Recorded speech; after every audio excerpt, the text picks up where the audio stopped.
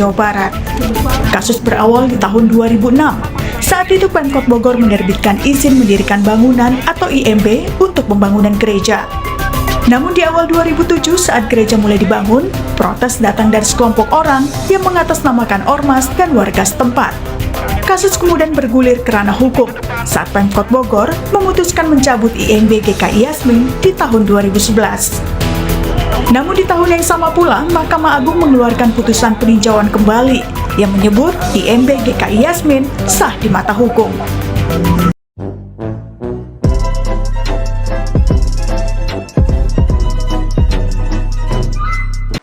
Assalamualaikum warahmatullahi wabarakatuh. Halo semua, salam sejahtera untuk kita semua. Yang terhormat kepada Bapak dosen, Bapak Sugeng Pradikto MPD selaku dosen pengampu mata kuliah Kewiranegaraan. Perkenalkan, kami dari kelompok 7 yang beranggotakan 3 orang. Yang pertama dengan saya sendiri, Naila Mufidah. Halo semua. Yang kedua ada rekan saya, namanya Nur Aziza. Dan yang ketiga rekan saya yang terakhir yaitu Ibu Dwi Eva. Pada kesempatan kali ini, kelompok kami akan mempresentasikan materi dengan judul Mengkritisi Isu-isu Kontemporer Bangsa Indonesia. Nah, tadi kita sudah bersama-sama melihat studi kasus yang telah ditayangkan oleh kelompok kami. Untuk mempersingkat, langsung saja kita mengaitkan studi kasus tersebut dan mengaitkan dengan materi di kelompok kami.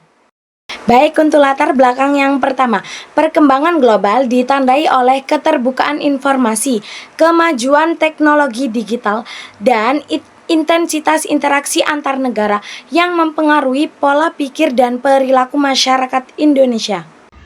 Dari video yang sudah ditayangkan tadi, ada beberapa hal yang mungkin bisa digenerasikan. Di antaranya yaitu intoleransi muncul akibat pengaruh globalisasi, lemahnya nilai kebangsaan, dan rendahnya literasi media. Hal ini ditandai dengan sikap merasa paling benar, ujaran kebencian dan penolakan terhadap perbedaan agama atau budaya, sehingga apabila hal ini terus dilanjutkan akan menjadi ancaman non-tradisional terhadap keamanan manusia dan persatuan bangsa.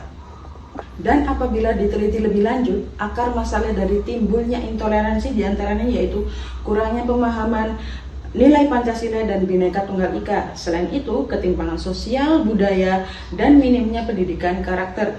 Dan yang terakhir, pengaruh media sosial yang memperkuat polarisasi dan ujaran kebencian. Gambaran umum mengenai radikalisme yang muncul di Indonesia. Radikalisme berkembang seiring dengan kemajuan teknologi dan krisis identitas generasi muda. Hal ini muncul sebagai ancaman sosial dan ideologis, bukan hanya ancaman di dunia politik. Sering dimanfaatkan kelompok ekstrim untuk menyebarkan ideologi melalui dunia maya.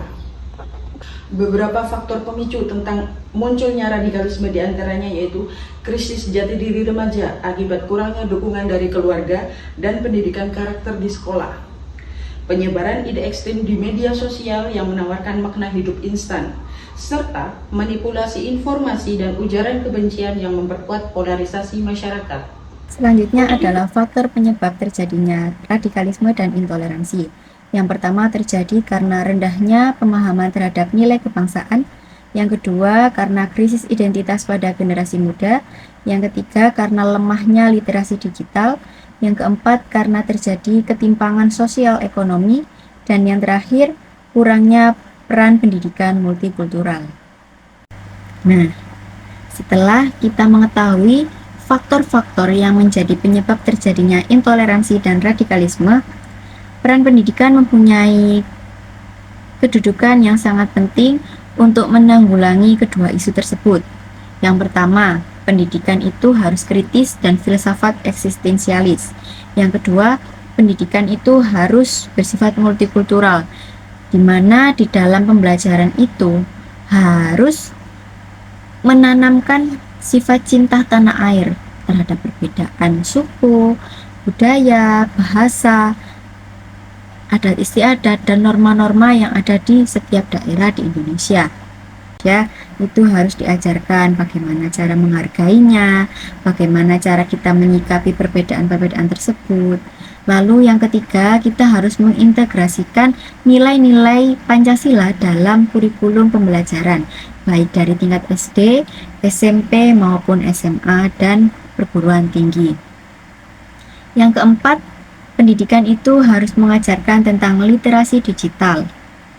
Untuk solusi dan upaya yang strategis untuk menanggulangi intoleransi dan radikalisme ini memerlukan kolaborasi antara pemerintah, pendidikan, masyarakat, dan media melalui penegakan hukum, penguatan moderasi beragama, penanaman nilai Pancasila dan toleransi, peningkatan literasi digital, serta penyebaran narasi positif sehingga tercipta bangsa yang inklusif, damai, dan tangguh menghadapi tantangan global.